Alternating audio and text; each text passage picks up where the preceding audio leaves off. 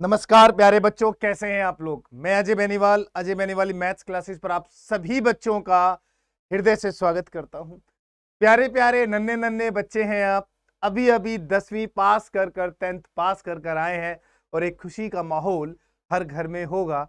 हर किसी माँ बाप के अब मन में और जहन में एक सवाल होगा, एक क्वेश्चन होगा कि भाई चलो 10वीं पास हो गई है, 10th पास मेरे बच्चे ने कर लिया है, मार्क्स भी अच्छे आ गए हैं, अब क्या करें, क्या दिलाए।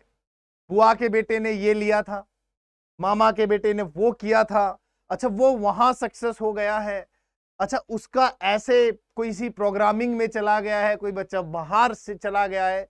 ये ढेर सारे सवाल हमारी सोसाइटी के चारों तरफ से इस समय हमारे घर को सेंटर बनाकर आ रहे होते। फोन पर बातें चल रही होती हैं, भाई बेटे को क्या दिलाना है, भाई बेटी को क्या दिलाना है, क्या करना है, बड़े कंफ्यूजन।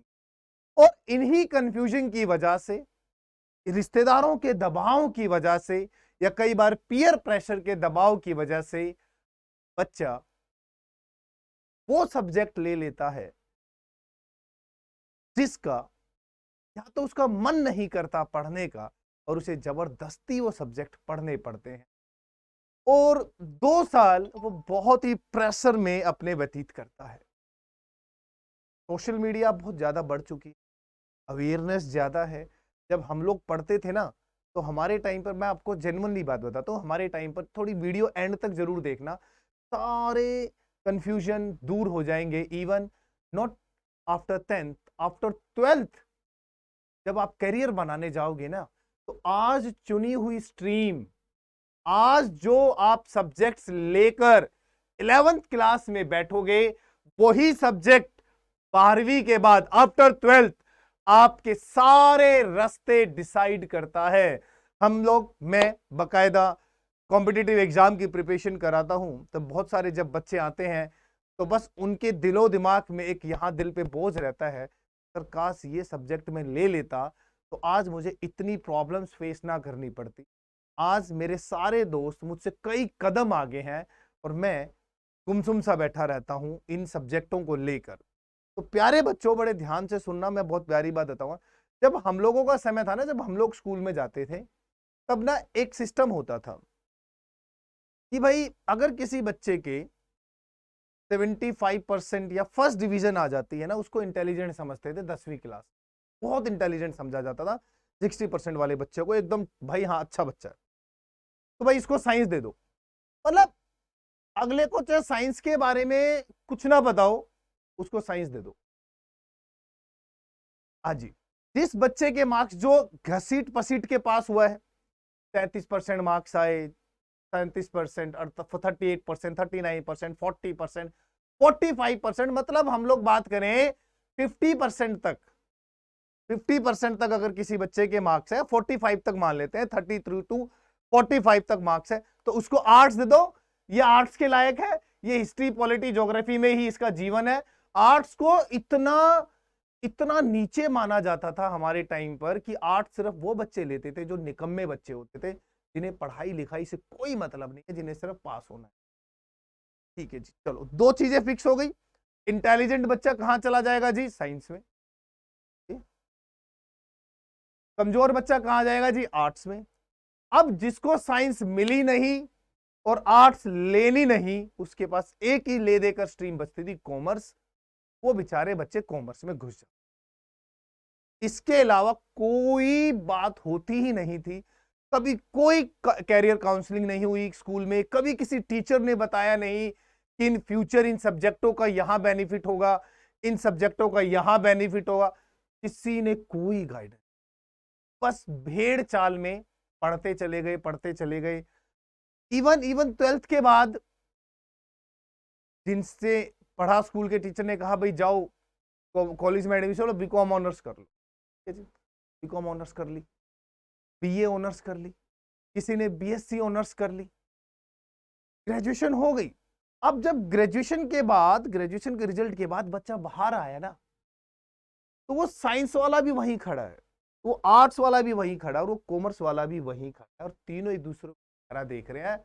अब समझ ही नहीं आ रहा मतलब ग्रेजुएशन करने के बाद तक ये समझ नहीं आता था कि हमने पढ़ा। तो मैं ये चाहता नहीं हूं कि तुम्हारे दिल पर ये आज बड़े ध्यान। Suggestion to class 10th pass student, जिन बच्चों के ये मार्क्स पास हुए हैं, प्यारे बच्चों, आपके मार्क्स चाहे 40% हो, किसी के 50 हो, चाहे किसी के 70 हो, और चाहे किसी के 90 हो, और चाहे किसी को 100% मार्क्स मिले, इनसे आपको बिल्कुल भी नहीं घबरा। 10th क्लास के मार्क्स की औकात सिर्फ 11th क्लास की स्ट्रीम चुनने तक होती। दैट्स इट, बात खत्म। उसके बाद जीवन में इन मार्क्स को कभी आपसे पूछा नहीं जाएगा, कभी भी नहीं पूछा जाएगा। बस इतना ध्यान रखना, 10th क्लास के सर्टिफिकेट पे जो आपकी डेट ऑफ बर्थ लिखी है, आपकी रियल डेट ऑफ बर्थ चाहे कम हो ज्यादा हो कोई मैटर नहीं करता। 10th क्लास में जो डेट ऑफ बर्थ आपकी लिखी है, अब ताउम्र आपकी डेट ऑफ बर्थ वही रहेगी। अगर आप इस समय 14 ईयर के हैं, भले आपकी उम्र 16 साल हो, किसी को बताने की जरूरत नहीं है भाई मैं तो 14 साल का ही। आप 15 साल में आपने 10वीं पास करी है, आप चाहे 18 साल के हो, डजन मैटर भैया, मैं तो 15 साल। बिल्कुल बात खत्म। डेट ऑफ बर्थ वो चलेगी जीवन भर हमेशा यही। आपका चाहे ड्राइविंग लाइसेंस बने, आपका वोटर आईडी कार्ड बने, आपका पासपोर्ट बने, आपकी कहीं पर भी जॉब लगे, आप कोई भी फॉर्म फिल करोगे, आप डेट ऑफ बर्थ लिखोगे हमेशा ये वाली। पहली बात क्लियर हो गई, डन। ये 10वीं की वैल्यू है, ये 10th की वैल्यू। अब बात करते हैं, पहले स्ट्रीम को समझा देता हूं। 3 टाइप की स्ट्रीम्स हैं जो हमारे कॉमन इंडिया में देखी जाती हैं। आजकल क्या था, पहले तो चीजें फिक्स थी, अब आप आराम से अपनी सहूलियत के अकॉर्डिंग अपने सब्जेक्ट्स को इधर उधर करके पढ़ सकते हो। ठीक है, हम सबसे पहले बात करते हैं ह्यूमैनिटीज की। हम सबसे पहले बात करते हैं ह्यूमैनिटीज की। इसी को आर्ट्स भी कहा जाता है, इसी को आर्ट्स भी बोल देते हैं कि भाई आर्ट्स। थोड़ा सा ह्यूमैनिटीज देकर मैं कहूं ना, इज्जत बढ़ा दी। ह्यूमैनिटीज है भैया, ह्यूमैनिटीज क्या हुआ, थोड़ी इज्जत बढ़ा दी। आर्ट्स को गवार समझते थे, ह्यूमैनिटीज एक अच्छा इंग्लिश का वर्ड आया, ह्यूमैनिटीज दे दिया, तो हाँ भाई ठीक है चलो बढ़िया, इक्वल ला के खड़ा कर दिया। अब आप ह्यूमैनिटीज में history, geography, economics, sociology, political science और इंग्लिश, ये आपको सब्जेक्ट मिलते हैं। 5 सब्जेक्ट आपको चुनने हैं, 5 सब्जेक्ट चलेंगे आपके, 5 होने चाहिए। इंग्लिश या हिंदी आपके लिए कंपलसरी है, मतलब इंग्लिश तो कंपलसरी है ही है, इसको तो आप छोड़ ही नहीं सकते, ये आपका सब्जेक्ट लेके ही चलना है। कहते हैं एक लैंग्वेज होनी चाहिए, ये तय है। बट मैं आपको कहूंगा इसको इसको भूलना मत, ये तो यार मतलब ये ऐसा ड्रग है, ये ऐसा ड्रग है जो इसके बिना आपको कहीं कोई खड़ा भी नहीं होने देगा। मैं बता भी देता हूं, मतलब खड़ा ना होने का मतलब है कि आप इस सब्जेक्ट के बिना सिर्फ बिजनेस ही कर सकते हो, एक बनिया की तरह दुकान खोलकर बैठ सकते हो, बढ़िया वेंचर स्टार्ट कर सकते हो अगर माँ बाप का है। नहीं तो यार ये तो बहुत जरूरी है यार आजकल। तो हमारे देश में हमारी मातृभाषा हिंदी है, बट इसको बहुत बना रखा है। अब आपके पास आती है history, geography, economics, sociology, political. इनमें से आप कोई भी 3 सब्जेक्ट चुनोगे जो आपको चाहिए। ह्यूमैनिटीज बेसिकली, अब ये मत सोचिएगा कि जो ह्यूमैनिटीज लेने वाले बच्चे हैं वो है जो कमजोर है, नहीं। ह्यूमैनिटीज लेने वाले बच्चों का कोई इंटेलिजेंट बच्चा आपको दिखाई दे और वो ह्यूमैनिटीज लेकर बैठा हुआ है ना, तो समझ जाना उस बच्चे को या तो लॉयर बनना है या उस बच्चे को आगे जाकर यूपीएससी का एग्जाम। अब ये अपने दिमाग में ये बात डाल लेना तसल्ली से, क्योंकि यही सब्जेक्ट है जो यूपीएससी में आईएएस, आईपीएस के जो एग्जाम्स होते हैं आफ्टर ग्रेजुएशन, तो सब कुछ यही है, यही उसके कोर सब्जेक्ट होते हैं। हिस्ट्री हो गया, ज्योग्राफी हो गया, इकोनॉमिक्स हो गया, सोशियोलॉजी हो गया, पॉलिटिकल साइंस हो गया, और 2-3 सब्जेक्ट जो है वो आपके सब्जेक्ट वाइज ऐड ऑन हो जाते हैं, बट ये तो कंपलसरी सब्जेक्ट रहते हैं, वहां पर होंगे ही होंगे, ये तय रखना। और मैं आपको ये भी बताना चाहूंगा कि जो बच्चे हिंदी माध्यम वाले बच्चे हैं, हिंदी माध्यम का अगर कोई बच्चा है और वो गवर्नमेंट स्कूल से है, तो हिंदी में ही पढ़ लेना भैया। अगर आज आप इसको इंग्लिश से पढ़ने की कोशिश करोगे तो आप लिख नहीं पाओ। सच है, ये सत्य वचन बताऊंगा मैं आपको, मैं झूठ बिल्कुल भी नहीं बोलूंगा, क्योंकि कोई आपको इनकी स्पेलिंग्स, इन वर्ड्स की प्रोनाउंसिएशंस भी बैठ के नहीं समझाने। प्लीज ये ध्यान रखिएगा। इन सब्जेक्टों के साथ साथ मेरी आपसे बस एक गुजारिश है, चाहे एडिशनल रखना, बट इस सब्जेक्ट को जरूर रख। मैंने क्या कहा, एक सब्जेक्ट एडिशनली रख लेना, बट 11th 12th में आप मैथ्स को पढ़ना जरूर। बहुत इजी है, गिने चुने चैप्टर भले चाहे इसमें आप पास हो जाना। जब आपके पास मैथ्स होता है ना, तो आपके आगे आने वाले सारे एंट्रेंस इसकी वजह से ही रुकेंगे, और किसी सब्जेक्ट की वजह से आपका एंट्रेंस नहीं रुकेगा। हर एंट्रेंस एग्जाम इसकी वजह से रुकेगा। अब चाहे कोई बच्चा आगे जाके मैनेजमेंट कोर्स में भी जाना चाहता है ना, तब भी वहां मैथ्स एक बहुत बड़ा ब्लॉकेज बन जाता है नॉन मैथ्स बच्चों के लिए, क्योंकि नॉन मैथ्स वाले बच्चे हमेशा मैथ्स प्रॉब्लम से डरते हैं। और मैं आपको लिख के दे सकता हूं, ये बहुत इजी सब्जेक्ट है। मैं मैथ्स पढ़ा तो इसलिए नहीं बोल रहा हूं, ये है ही इजी। तो प्लीज इसको आप एडिशनल में रखिएगा। अब भाई बात आती है इन महारथियों की। ठीक है, ये बहुत महान लोग होते हैं, कॉमर्स लेने वाले बच्चे बहुत महान होते हैं। क्यों होते बताऊंगा। क्योंकि 90% बच्चों को यह पता ही नहीं होता कि वो कॉमर्स क्यों ले रहे हैं। सर साइंस मिली नहीं, आर्ट्स लेनी नहीं थी, इसलिए कॉमर्स लिया। और ये 100% सत्य है। भले आप अपने सीनियर से जाकर पूछ लेना कि भाई तूने कॉमर्स क्यों ली, क्योंकि जब उनका ट्यूशन वाला टीचर अगर सिर्फ और 12th तक पढ़ाता है तो वो कोई गाइडेंस नहीं देगा। अनफॉर्चुनेटली अगर वो गलती से सीए या सीपीटी पढ़ाता है तो वो उनके दिमाग में भर देगा CA CA CA CA CA CA भर देगा। और मैंने बच्चों का जीवन बर्बाद होते देखा है। 5-5 साल, 6-6 साल, 8-8 साल बच्चा इसके पीछे लगा रहता है, और फाइनल ईयर में वो क्रैक नहीं कर पाता, और हार के वो एक कोने में बैठकर सिर्फ एक टक टक टक टक टक टक टक टक करने वाले एक अकाउंटेंट या ई अकाउंटिंग का बंदा बन जाता। सारी उम्र को क्लैरिकल की तरह अपने आप को घिसता है। कॉमर्स सिर्फ वही बच्चा ले जिसको ये पता है कि वो इतनी मेहनत कर सकता है कि वो सीए बन सके, तो ही कॉमर्स लेना। मेरी आपसे दिल, ये मैं बहुत ही सच्ची बात बता रहा हूं। सपने कॉमर्स के टीचर इतने ज्यादा दिखाते हैं, इनसे ज्यादा सपने शायद इस धरती पे कोई और दिखा सकता हो।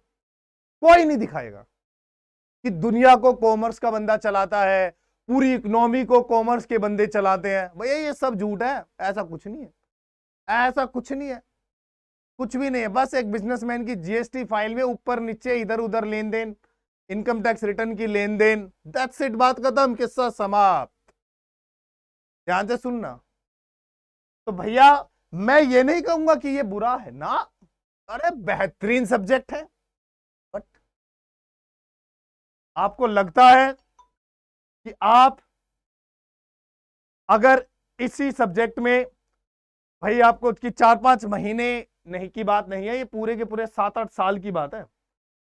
पूरे के पूरे 7-8 साल की बात है। 2 साल तो 11th 12th के लगाओगे, 5 साल आगे लगाओगे, तब जाकर सीए की डिग्री आपके पास आती है। और उसमें पैसा भी बहुत लगता है, फीसिस बहुत ज्यादा है, और भैया समय तो देना ही पड़ेगा, इसके बिना काम नहीं चलेगा। इसके सब्जेक्ट फिक्स है, इसमें आप ऐसे वैसे नहीं कर सकते। अकाउंट्स, इकोनॉमिक्स, बीएसटी, ये 3 सब्जेक्ट तो इसकी जान है। एक इंग्लिश इसकी जान है। आपके पास ऑप्शन होता है कॉमर्स विद मैथ और विदाउट मैथ। मुझे आज तक ये पल्ले ही नहीं समझ में आया कि कॉमर्स लेने वाला बंदा मैथ से घबराता है। आज घबरा लो, मैथ से कोई परेशानी नहीं है। अगर ग्रेजुएशन में जाओगे, बीकॉम ऑनर्स करोगे, फिर फंस जाओगे। बीए बीकॉम पास करोगे, फिर फंस जाओगे, मैथ्स वहां आएगा। सीपीटी का एग्जाम दोगे, मैथ्स फिर फंसेगा, फिर आएगा मैथ्स, फिर ले लेगा वो तुम्हारी, कह के आराम से तसल्ली से बैठा के तुम्हारे थप्पड़ मारेगा मैथ्स। तो विदाउट मैथ्स वालों का कॉमर्स लेना मेरी समझ से हमेशा हमेशा के लिए दूर है। वो महाबेवकूफ बच्चे होते हैं, वो बच्चे बन जाते हैं जो ना इधर के रहते हैं और ना इधर के रहते हैं, हमेशा एक तरफ कुंवर एक तरफ खाई होती है। तो जब भी आप कॉमर्स के लिए सोचो तो भैया मैथ्स को आपको लेना ही पड़ेगा। यहां आप भले छोड़ दो, अगर किसी बच्चे को का टारगेट ही यूपीएससी है, किसी बच्चे का टारगेट ही अगर यूपीएससी है, ये रहा, अभी आपको दिखा दूंगा, मैं इसमें बता दूंगा, टारगेट ही यूपीएससी है, तो आप भले इसको छोड़ दो, कोई दिक्कत नहीं है। परंतु ह्यूमैनिटीज के सब्जेक्टों के साथ अगर आपके पास मैथ्स है तो ये आपकी एक एडिशनल क्वालिटी जो आपको बहुत हेल्प करेगी, क्योंकि कैलकुलेटिव है। बट विदाउट मैथ्स कॉमर्स वाला बच्चा बेकार होता है, खत्म होता है, जीरो, क्योंकि वो फिर सीपीटी का एंट्रेंस भी पास नहीं कर पाता, फिर उसके ख्वाब निपट जाते हैं। फिर वो बीकॉम पास करेगा तो उसमें मैथ्स का पेपर आएगा, फिर हिल जाएगा वो, फिर वहां स्टैटिस्टिक्स आएगा, फिर हिल जाएगा वो। अगर वो बीकॉम ऑनर्स करेगा तो मैथ्स कंपलसरी है, वो मिलेगी नहीं। आ जाओ भैया, अब आता है थर्ड पर science stream, physics, chemistry, English. ये तीनों सब्जेक्ट आपके लिए नॉन मेडिकल और मेडिकल में कंपलसरी है। फिजिक्स, केमिस्ट्री, इंग्लिश, ये तीन सब्जेक्ट आपको पढ़ने हैं, चाहे आप मेडिकल के लिए पढ़ो चाहे आप नॉन मेडिकल। अब अगर आपको वाकई में आपने ख्वाब देखा है कि आप नीट क्वालिफाई कर सकते हैं और नीट क्वालिफाई करके आप एग्जाम क्रैक करके डॉक्टर बनना चाहते हैं, और आपका ख्वाब ही डॉक्टर बनना है, और आपको पता है, आपका ऑलरेडी डिसाइड है, 10वीं क्लास के बाद इंस्टेंट डिसाइड नहीं होता, ये मैं बता देता हूं। ये ख्वाब बचपन से चला हुआ आता है कि मुझे डॉक्टर बनना है, और उस बच्चे की 10th में साइंस बहुत स्ट्रांग होती है, ये ध्यान रखना। तो वो बच्चा मैथ्स बिल्कुल छोड़कर चुपचाप बायोलॉजी ले, और एक सब्जेक्ट उसके साथ वो कोई और अटैच करे, फिजिकल एजुकेशन अटैच करे, और फिजिक्स, केमिस्ट्री, इंग्लिश, बायोलॉजी और फिजिकल एजुकेशन वो लेकर अपना नीट का रास्ता बिल्कुल अलग चला जाए और दूर तक दौड़ता चला जाए, और वो आराम से किसी अच्छे कॉलेज में एडमिशन लेकर डॉक्टर बने और इस देश का सेवा करें, क्योंकि आप लोगों की जरूरत बहुत। अब फिर बात आती इसके बाद क्या ऑप्शन है, फिर फिजिक्स, केमिस्ट्री, इंग्लिश और मैथ्स, ठीक है, एक सब्जेक्ट और ले लेना। मैं ये कभी नहीं कहूंगा कि ये सारे के सारे हैवी सब्जेक्ट एक साथ रख लो, या फिजिक्स भी ले लो, केमिस्ट्री भी ले लो, इंग्लिश भी ले लो, मैथ्स भी ले लो, बायो भी ले लो, फिर फंस जाओगे। तो ये सारे हैवी हो गए, फिर ये चारों के चारों सब्जेक्ट आपने बड़े तगड़े वाले ले लिए, फिर आपका तालमेल बिगड़ जाएगा। एक सब्जेक्ट यहाँ इजी रखो, फिजिकल एजुकेशन, जिसको नॉर्मली आप पढ़ के वैसे ही फाड़ दोगे आराम से, ठीक है। तो फिजिक्स, केमिस्ट्री, इंग्लिश और मैथ्स प्लस फिजिकल एजुकेशन, या कंप्यूटर साइंस ले लो। कंप्यूटर साइंस में अगर आपको अगर कंप्यूटर, देखो कंप्यूटर साइंस में क्या है ना, अगर आपको बचपन से कंप्यूटर पढ़ते हैं और अगर आपको इंटरेस्ट है ना, ये एक लौता सब्जेक्ट ऐसा है, अगर इसमें इंटरेस्ट बहुत ज्यादा और आपको ये समझ आता है डाटाबेस, तो ही कंप्यूटर साइंस लेना, कोई फायदा नहीं है। फिर ये लटका देगा, ये मारेगा फिर थप्पड़ गिरा गिरा के आपको, फिर ये लाएगा फिर 40 नंबर, रगड़ बिगड़ के नंबर लेके आओगे आप, ठीक है। तो मैंने आपको बात समझाई है, अब पूरी बात सुनो। यहां आते, ये साइंस स्ट्रीम वाला बच्चा या तो वो आईआईटी जाए, बीटेक करे किसी अच्छे कॉलेज से, अरे गहरे नत्थु गहरे कॉलेज से बीटेक कर कर घर वालों का पैसा बर्बाद मत करना, क्योंकि वो वाले बच्चे वापस इसी मार्केट में आकर एसएससी की तैयारी करते हैं। नहीं, नीट गवर्नमेंट कॉलेज से ही करना, वरना 1-2 करोड़ रुपए पड़े हो तो आप कहीं से भी कर सकते हो। अब बात आती है, बहुत सारे बच्चे स्कूल में पढ़ते पढ़ते, जिस समय आप 12वीं क्लास में हो जाओगे ना, 12th में, तो आप पूरे हिंदुस्तान का एक लौता एंट्रेंस होता है जो 12वीं में पढ़ने वाले बच्चे को अलाउड है देना, वो है नेशनल डिफेंस एकेडमी। ये जो एंट्रेंस होगा ना, इस एंट्रेंस में 2 पेपर हो, एक पेपर मैथ्स का होगा 300 मार्क्स का, और उसी दिन एक पेपर होगा जनरल अवेयरनेस टेस्ट 600 मार्क्स का, जिसमें 200 मार्क्स की इंग्लिश होती है और 400 मार्क्स का आपका जीएस का पोर्शन होता है। जिसमें physics, chemistry, bio, history, polity, geography, economics सब आता है। अब बच्चा यहां फंस जाता है, ये वाला ये तो जीएटी से लाखों ये तो कोसों दूर होता है बंदा। कॉमर्स वाला बंदा कोसों दूर होता है। कॉमर्स वाले बंदे को, बेचारे को, इसको समझने में ही 2-6 महीने लग जाएंगे, इसको समझने में। तो इसके लिए जो सबसे, जो 12th क्लास वाला बच्चा होता है, मैक्सिमम बच्चा जो होता है वो साइंस वाला होता है, जो एनडीए का एग्जाम देता है, क्योंकि इस पेपर में फिजिक्स, केमिस्ट्री, बायो ही मेरे 200 नंबर की आ जाती है। तीनों सब साइंस का पोर्शन ही 400 में से 200 नंबर का बैठा होता है। 100 नंबर की तो नॉर्मली कई बार फिजिक्स ही फिजिक्स पूछ ली जाती है। अब ऐसा क्यों सर, ऐसा क्यों? क्योंकि इसमें 3 स्ट्रीम जाएंगी आपके पास। आप एयरफोर्स एकेडमी जाओगे, ठीक है, आप नेवल एकेडमी के लिए भी सिलेक्ट हो जाओगे, और आप इंडियन आर्मी के लिए भी। अब बात यह है, इन दोनों के लिए पीसीएम कंपलसरी, फिजिक्स और मैथ्स होता है मेनली, पीसीएम कंपलसरी है। एयरफोर्स और नेवल एकेडमी के लिए पीसीएम का होना जरूरी है, तभी आप इनमें जा सकते। आर्मी में कोई भी जा सकता। फॉर्म फिल करने का कोई एजुकेशनल क्वालिफिकेशन क्राइटेरिया नहीं होता कि आप किस स्ट्रीम से हो, आप आर्ट्स से हो, कॉमर्स से हो, मैथ्स के हो, नॉन मैथ्स को, डजंट मैटर। बट जो ये मैथ्स आता है ना सर, ये कंप्लीट 11th एंड 12th का आता है ऑब्जेक्टिव, 11th एंड 12th का ऑब्जेक्टिव। इसलिए मैं कह रहा हूं कि मैथ्स को साथ लेकर पढ़ना, इसलिए बोल रहा हूं मैथ्स को साथ लेकर चलोगे तो आपके दरवाजे खुले रहेंगे, ध्यान रखना। अब क्या होता है, जो बच्चा साइंस स्ट्रीम से होता है ना, उसको एनडीए में जाने का एक डायरेक्ट ऑप्शन मिलता है। मतलब ये एनडीए वाली एंट्री नहीं होती, टेक्निकल एंट्री स्कीम होती है, ठीक है। मतलब उसको आप एनडीए वाली एंट्री के बराबर नहीं मान सकते, बट बनता वो भी लेफ्टिनेंट ही है। तो एक टेक्निकल एंट्री स्कीम भी होती है, जो आपके 12th के परसेंटेज के ऊपर मेरिट निकलती है, आप उसके लिए डायरेक्ट एसएसबी देने जा सकते हो।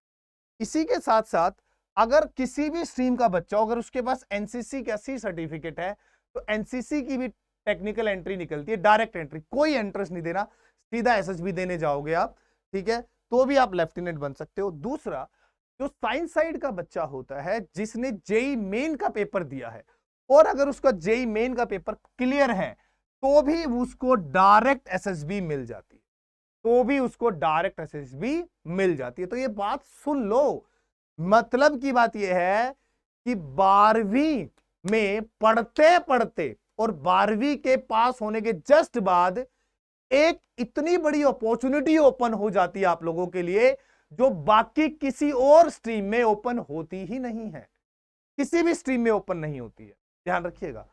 अब जो ह्यूमैनिटीज वाला बच्चा होता है, जो नॉन मैथ्स वाला बच्चा होता है, या तो वो एसएससी की तैयारी कर सकता है बड़े प्यार से, सीएचएसएल 12वीं के बाद होता है क्लरिकल ग्रेड का, वो बच्चा लॉ की तैयारी करेगा, और हर बच्चा सीयूटी तो देता ही देता है, या बच्चे मैनेजमेंट कोर्सेज में चले जाते हैं, या बच्चे मैनेजमेंट कोर्सेज में चले जाते हैं।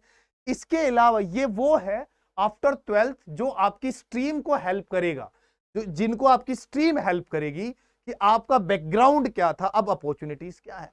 मैं बता रहा हूं आपको, बहुत सारे बच्चे हमसे जब मिलते हैं कि सर मेरी साइंस बहुत अच्छी थी, मैं लेना चाहता था, बट सर घर वालों ने ना, मेरा एक भाई था सर, वो इस एग्जाम की तैयारी कर रहा था, तो मुझे उसने आर्ट्स दिलवा दी, ठीक है सर, मैथ्स मेरा बहुत स्ट्रॉन्ग था, बट मैं मैथ्स नहीं ले पाया, अब मैं एनडीए में जाना चाहता हूं।